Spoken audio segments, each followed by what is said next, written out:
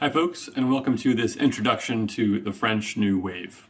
The French New Wave is a famous film movement in France in the late 1950s and early 1960s. It might even be the candidate for the most well-known film movement in the history of the 20th century. And it's usually characterized by rejecting conventions of traditional filmmaking, and instead embracing new approaches to editing, visual style, and narrative. In fact, that term New Wave generally means a film movement that rejects conventions. It usually refers to a movement or a trend in the arts and literature, even in politics, even in culture, that breaks with traditions. And after French film critics and cultural critics dubbed the New Wave the Nouvelle Vague, film historians quickly used that term to characterize a number of movements within the history of film in other nations. In addition to the French New Wave, we have the Japanese New Wave, the Iranian New Wave, the Czech New Wave, the Hong Kong New Wave, the British New Wave, and it doesn't end there. In fact, the late 1950s and early 1960s is sometimes called an age of new waves.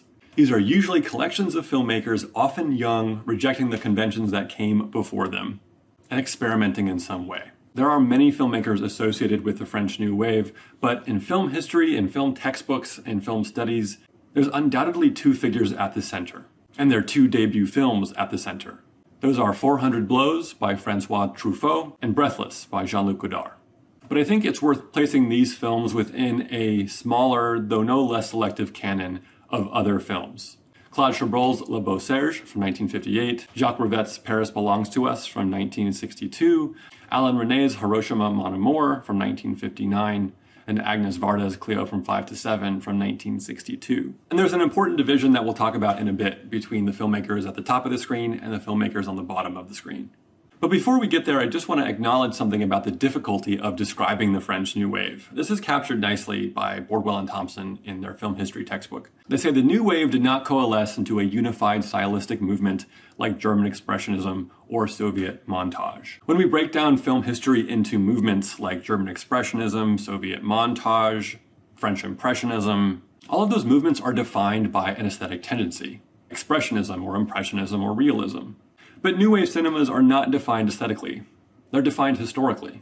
And yet, I still think it's worth taking a step back, looking at a lot of the French New Wave films made between 1959 and 1964, and identifying a few very basic general characteristics. The first one is this. These are young filmmakers making low-budget films about young, middle-class people in contemporary France.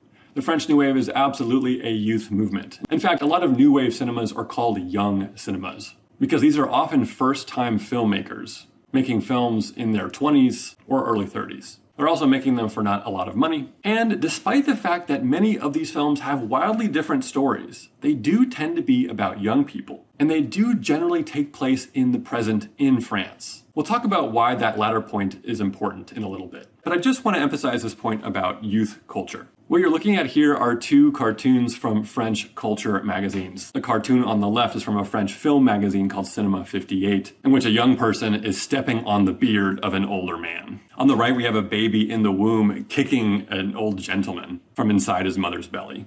Youth culture was blowing up in France in the 1950s, in a similar way to how youth culture and the idea of being a teenager was emerging in the United States. And in fact, the term New Wave, in French Nouvelle Vague, was coined not originally to describe the filmmakers of the French New Wave, but was coined to describe the youth culture emerging in France in the 1950s. This work of cultural criticism in France, which was published in 1958, is called The New Wave: Portraits of Youth. It's about youth culture, not about film. The second general characteristic of French New Wave films that I think is true of almost all of them, dozens and dozens of films, is that they tend to be shot on location in France, often Paris, with handheld cameras and long takes. And they generally have a kind of unpolished and casual look. Once you start to watch a handful of French New Wave films from these years of 1959 to 1964, and you forget the stories and you just pay attention to the image, you'll notice something very consistent. What you see in these movies is a lot of young people walking through France. And the cameras that follow them have a kind of documentary quality. The movements are a little rough. This does not look like studio filmmaking. There are no smooth crane shots in these movies. James Tweedy, in his book, The Age of New Waves, talks about this very quality.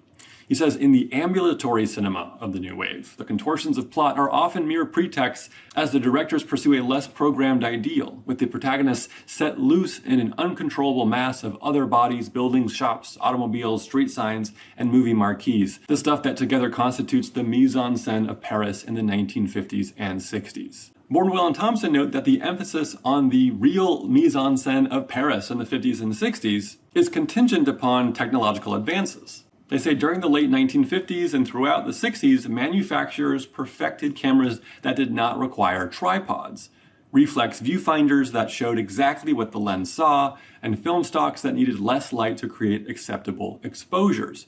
Now a director could film with direct sound, recording the ambient noise of the world outside the sealed studio. And in fact, just a side note, these technologies were mostly associated with documentaries, as documentarians wanted to have hyper flexibility in their equipment so they could capture the world as it unfolded. But they were adopted by the New Wave filmmakers. Bordwell and Thompson continue, now the camera could take to the streets, searching out fictional characters in the midst of a crowd. This portable equipment also let the filmmakers shoot quickly and cheaply, an advantage for producers anxious to economize in a declining industry. So if you ever look at some of the production stills from French New Wave films, like in Breathless for instance, you'll see all of these makeshift devices for capturing walking actors in the streets of Paris. You'll see wheelchairs and you'll see strollers. You'll see directors walking on the streets. You'll see them on the roofs of buildings in Paris. And the last thing, and maybe the most important, the most meaningful characteristic of French New Wave films is a sense of reverence for cinema and film history. Lots of cinephilic references and reflexive genre tropes. This cinephilic tendency is more true for someone like Jean-Luc Godard and Francois Truffaut than it is, say, for someone like Agnès Varda.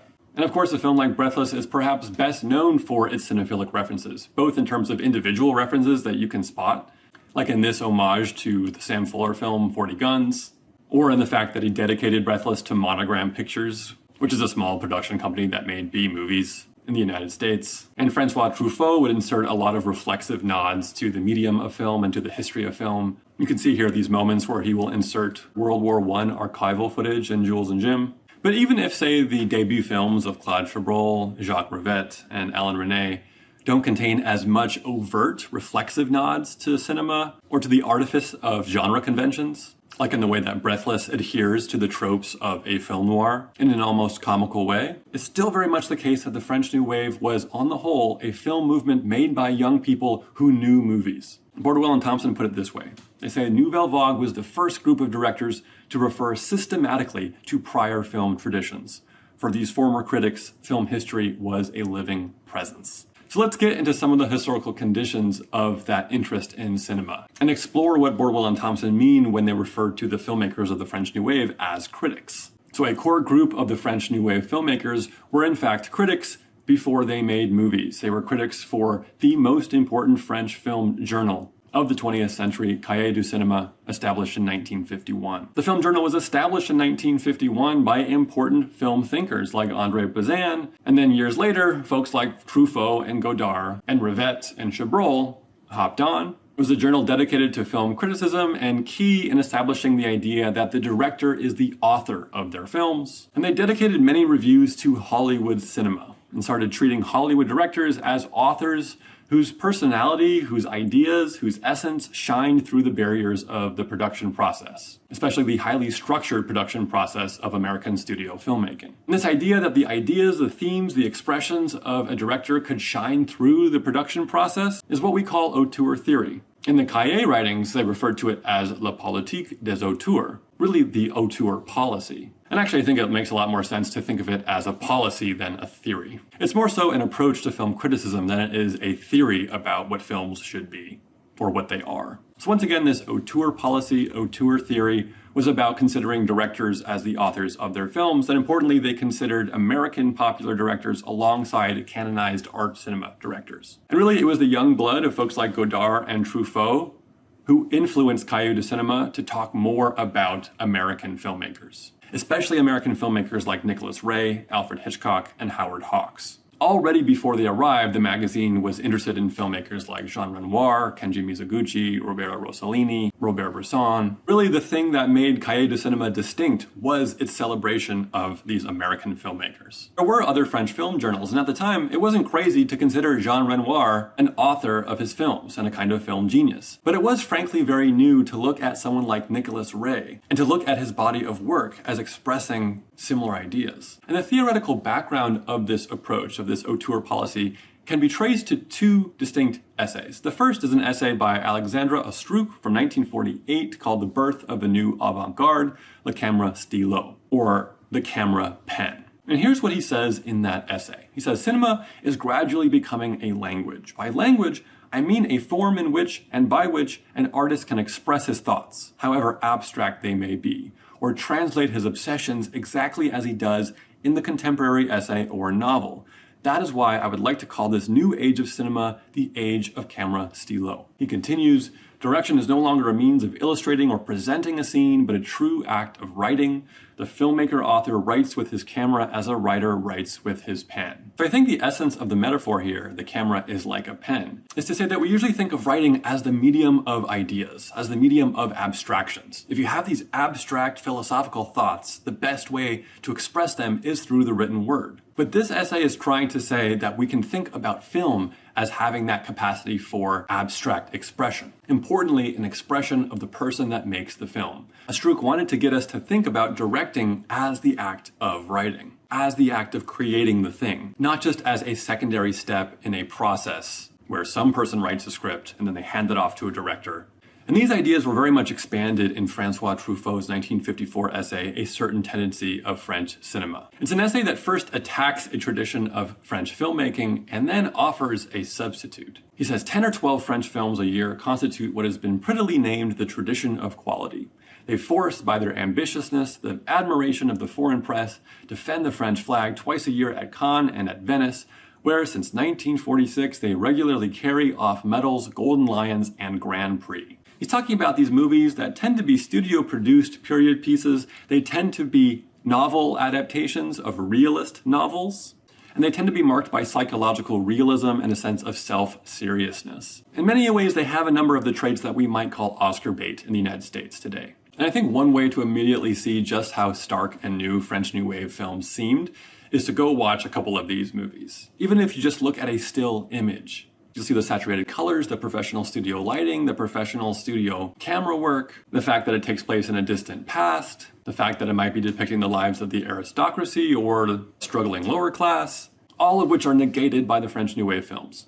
Okay, so what is exactly Truffaut's problem with this tradition of quality? His main problem is that these films, he says, are treated like illustrated literature, not cinema. He doesn't like what he perceives as a separation between the work of screenwriting, those who are adapting the screenplays from the source material, and the direction. But frankly, he has more of a bone to pick with the screenwriters themselves. One of his reasons is that he says the screenwriters refuse to invent uniquely cinematic means of adapting unfilmable scenes or ideas from their source material. When the screenwriter confronts something that seems unfilmable, they will often leave it out of the film and then replace it with an invented scene, often driven by dialogue.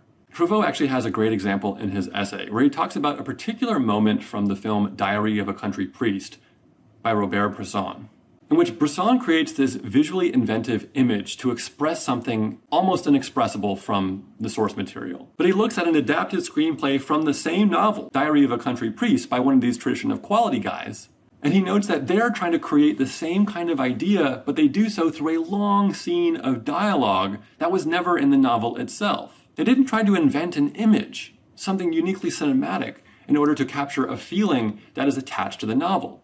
So Truffaut is not against adaptation. In fact, his second and third films are in fact adaptations. But he's against the idea that adaptation is merely a translation. In other words, he wants you to take advantage of what the medium can offer. Use the image. And at the end of the essay, he says we need a cinema not of screenwriters, but of directors. What he calls a cinema d'auteur, a cinema of authors or of directors. So these two essays by Truffaut and Astruc, which emphasize the fact that film should be an expression of a mind, or major sources of inspiration for the French New Wave. Film lovers turned filmmakers who were largely responsible for the writing and the directing of their own films. They were still collaborative in nature, but they were small teams of people coming together to express one person's unified vision.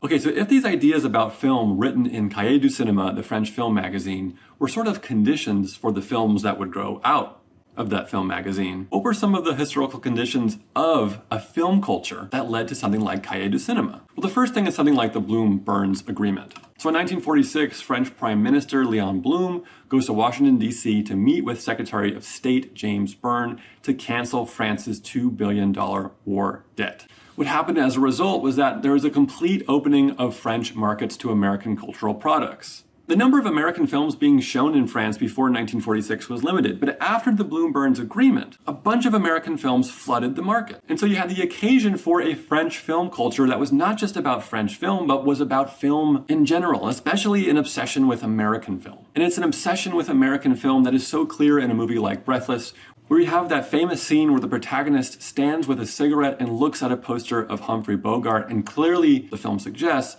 models his entire persona off of the characters that Humphrey Bogart plays.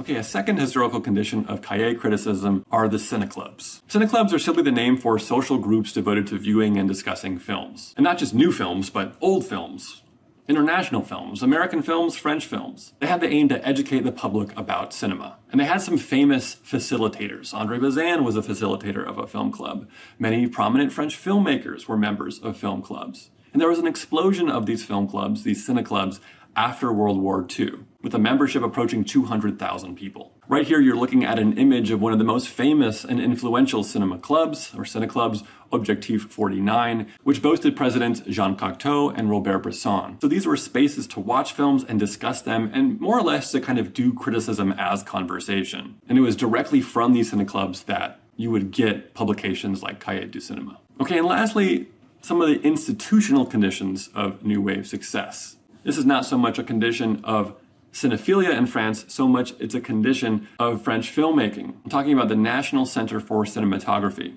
which is a government organization to protect French cinema versus the influx of foreign films. So if the Blum-Burns Agreement allowed for a huge influx of American films to foster the French love of American cinema, the National Center for Cinematography sort of put the pressure in the other direction, really wanting France to come back big on the international film scene. In the late 1940s and early 1950s, France wasn't considering itself the behemoth of film culture that it once was. And the National Center for Cinematography really wanted to create a new film culture by subsidizing quality production, by giving tax concessions to those cineclubs that I mentioned earlier, by creating prizes for quality short films, and for funding young directors. So it's not really the case that the French New Wave filmmakers are operating completely on their own, pooling money together to make their projects with just their buddies. They're actually getting support from government organizations that want to foster a new film culture. Okay, and I want to end just by making clear who were those critic turned filmmakers that we associate with the French New Wave. Well, generally we identify 5 figures: Jean-Luc Godard, Francois Truffaut, Claude Chabrol, Eric Rohmer, and Jacques Rivette. We often call them the Cahiers group. They are not the only group of filmmakers associated with the French New Wave. The other group we tend to call the Left Bank group: Alain Resnais, Agnès Varda, Chris Marker, and Jacques Demy. In subsequent videos, I'll explore some tendencies of these filmmakers and their first films. But that's all I have for today. I'll see you next time.